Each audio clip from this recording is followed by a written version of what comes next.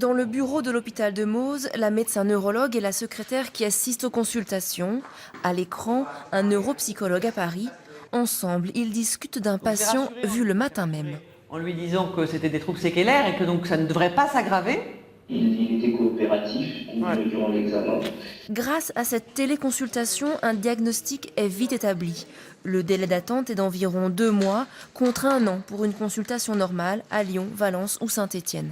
Il y a une telle différence entre la population que je voyais à Paris et en Île-de-France en particulier et celle du plateau, que je me suis dit, on ne peut pas laisser les choses comme ça. Il y a un tel retard au diagnostic dans les pathologies chroniques que j'ai décidé de créer, d'ouvrir la première consultation, téléconsultation mémoire.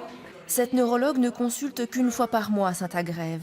Grâce à la téléconsultation, plus de 150 personnes seront évaluées par an. Le dispositif est mis en place depuis février et contrairement aux apparences, les patients ne sont pas effrayés par la technologie. L'évaluation dure 2 heures et en général, on commence l'évaluation par un entretien. Donc ça permet déjà de se familiariser un peu avec le matériel. Un investissement de 30 000 € supporté en grande partie par l'hôpital de Mauses.